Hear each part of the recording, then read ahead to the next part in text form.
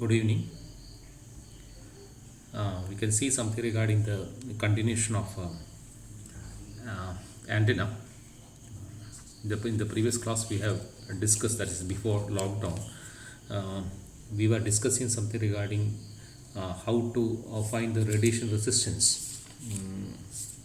It's not radiation regarding the radiation from a small current element. It's not. So in that we have able to calculate all the fields based upon the Maxwell equation, uh, that is E theta, E phi, ER, H theta, H phi and HR.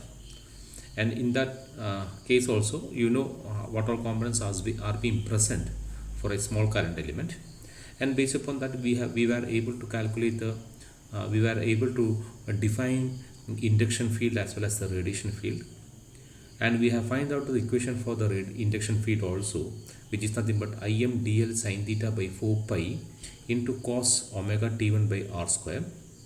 Similarly, the radiation field, which is nothing but Im dl sin theta by 4 pi into minus omega sin omega t1 by c into r. And we have finally we have made a calculation and equating both induction field and radiation field, and deleting all the common terms, and finally we get a value for r, which is nothing but lambda by 2 pi, or which is nothing but can be nearly made equal to that of lambda by 6.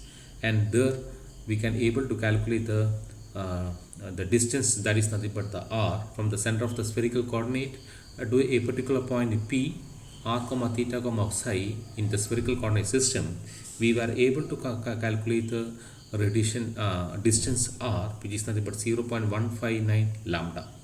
Hence, at a distance of approximately lambda by 6 from the current element, the two fields are equal. That is, the two fields in the sense means both induction field and radiation fields are equal, and uh, beyond this distance, what are called as beyond this distance, that the radiation field predominates, and while before this the induction field. Okay, so after a considerable distance or considerable distance beyond lambda by 6, induction field vanishes altogether, while radiation field contribute to the radio wave propagation, which is nothing but the radio communication.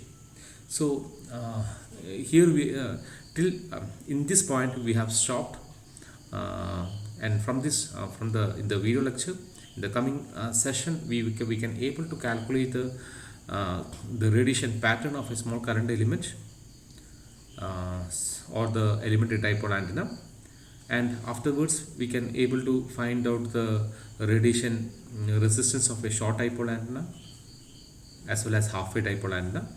And in that syllabus we have got something regarding the what we called as to calculate how to measure the different radiation pattern directivity gain of an antenna, and we can come across the other modules, something regarding the antenna arrays. Okay, so let me proceed with the continuation of the previous session, what we have where we have stopped before the lockdown.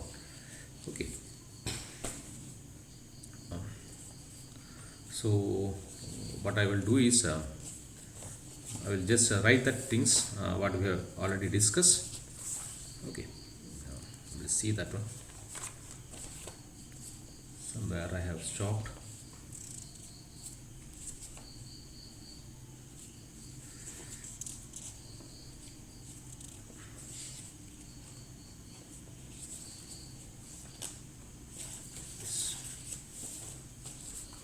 So I will see that one, that is the radiation. We can draw the radiation pattern of a current element, that is nothing but the radiation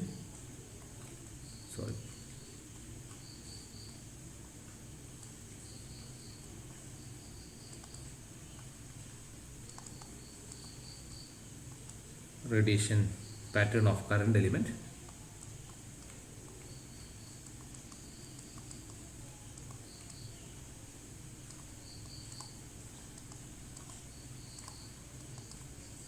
this current element, we can call this as a elemental dipole, or I can call this as elemental dipole.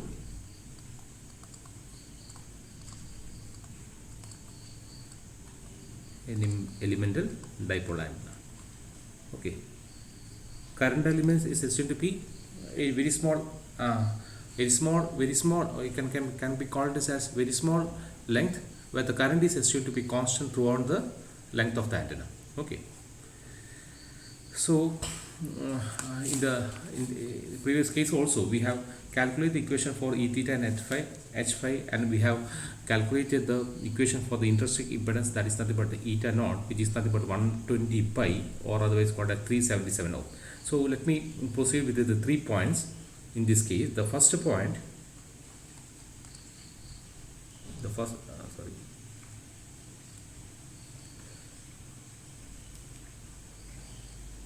first point what I have to discuss is E theta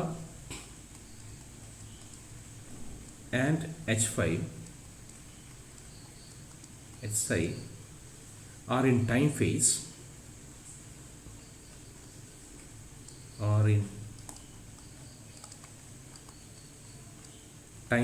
in far field. Okay, time phase in far field, otherwise called as a radiation field. Okay, in far field, and it has got the dimension of that of pure resistance, and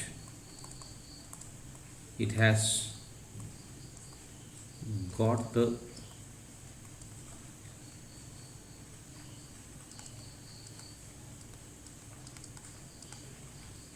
dimension of pure resistance. Okay, so this is the first point what I had to discuss. So in the previous case also, we have able to calculate the equation for the eta naught, that is, since eta naught is nothing but 120 pi, which I can rewrite as 377 ohm. Okay, 377 ohm. This is the first point. E theta, you have calculated the equation for E theta, you calculate the equation for H phi. Both are in time phase in far field, and it has got the dimension as that of pure resistance. Okay, you have calculated the equation for that intrinsic impedance also in the previous case. That means we are getting the equation for about 120 pi. The second point what I have to discuss is both E theta and H phi are proportional to sin theta. Both E theta and H psi are proportional to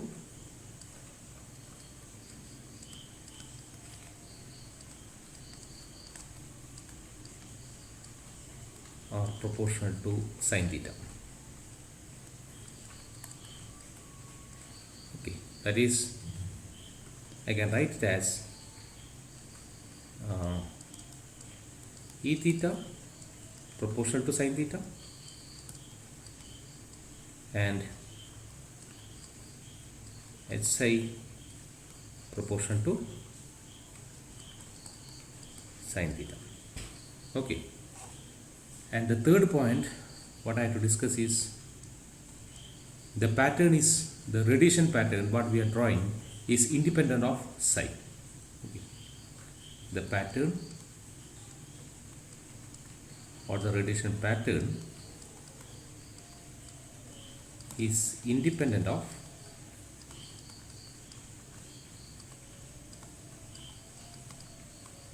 psi. Okay, which give a conclusion that I based upon this I can make a conclusion that the radiation pattern for a current element what I am going to draw is nothing but it will have a shape of that of a figure of 8. How we are drawing the 8? Okay, that means that figure of 8 can also be called as the Duffner shape. That means I can make a conclusion here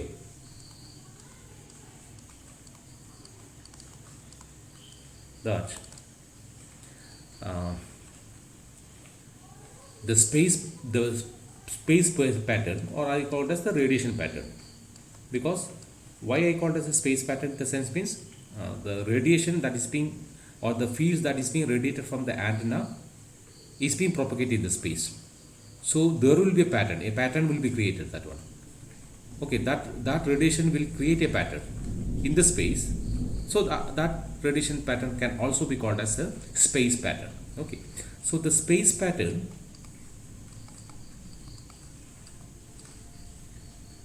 is of current element is Dufner shape. Okay, I will write that one.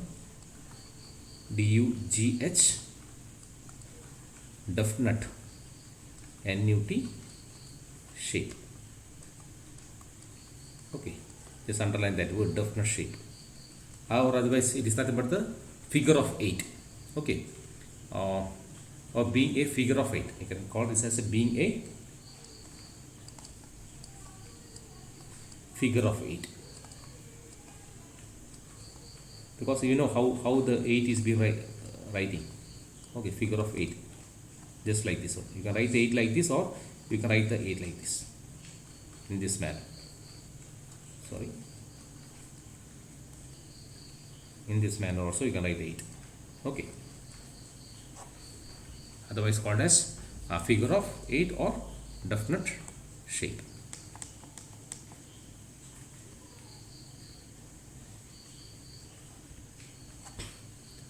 So this is mainly because the figure of 8, what you are getting is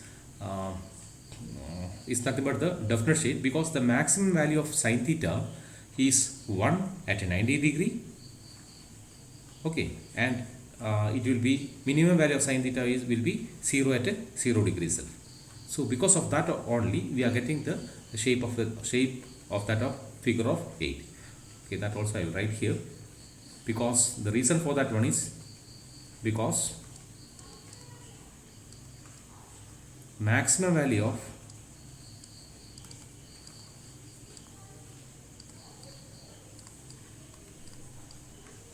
sin theta is 1 at 90 degree. That is, I can write example is nothing but along perpendicular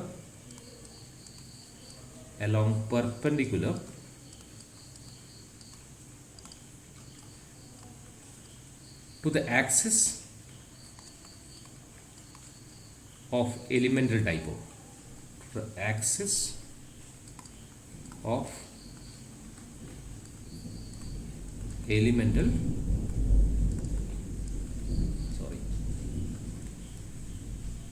dipole. Okay, and minimum value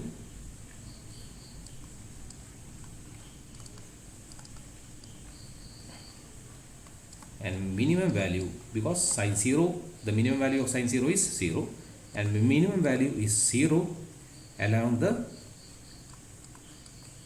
axis of the dipole, along the axis of the dipole.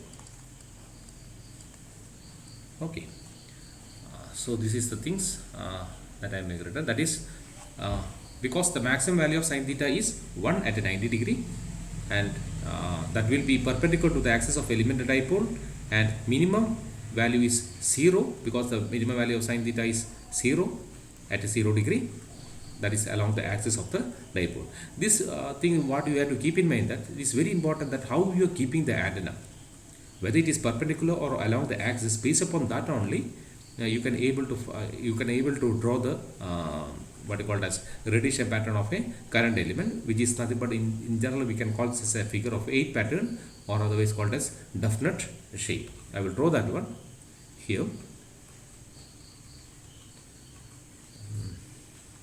So I am just keeping the a dipole antenna like this. I am just drawing the dipole antenna. Okay, it's not, let's say it's not good.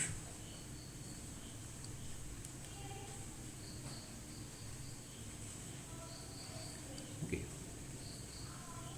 sorry.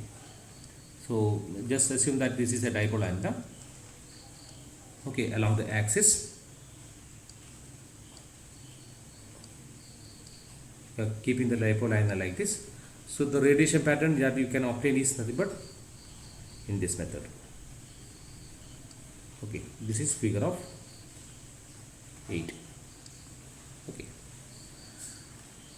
this is nothing but a radiation pattern of the elemental dipole. Radiation pattern of elemental dipole. Okay, is 2 dimensional. Okay, in similar manner, if you are keeping the antenna like this, for example, if your axis is like this, and if you are keeping your antenna in this manner, this is a dipole antenna, you will get the figure of 8 as like this. Okay, so this is the radiation pattern in the 2 manner. Both are radiation pattern of the element dipole antenna. Okay, just these 2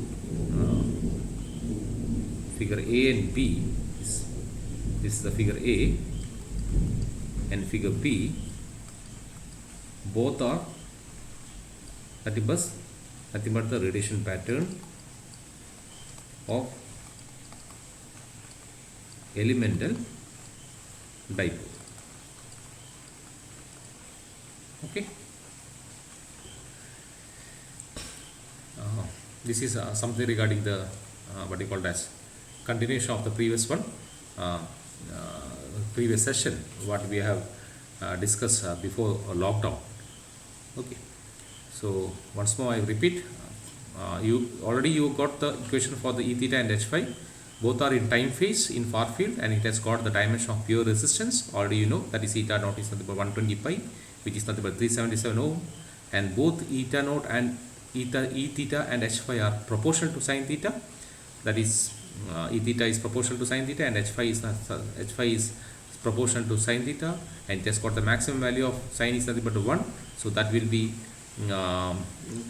along the perpendicular to the element of the perpendicular to the axis of the element dipole, and the minimum value will be 0 along the axis of the dipole, which will give a radiation pattern or a space pattern in the form of figure of 8, which is called as Duff-Nut shape in case of elemental dipole antenna. I think this is clear for you. The next section we can able to find the what you call as radiation pattern of a short dipole antenna, which is nothing but nearly you will get 197 ohm, and we can able to find we can able to come across a different equation based upon the average Poynting value theorem, and substituting all the equation, we will get a final result of radiation resistance of nearly equal to 197 ohm for a short dipole antenna. Okay. Thank you for this video lecture.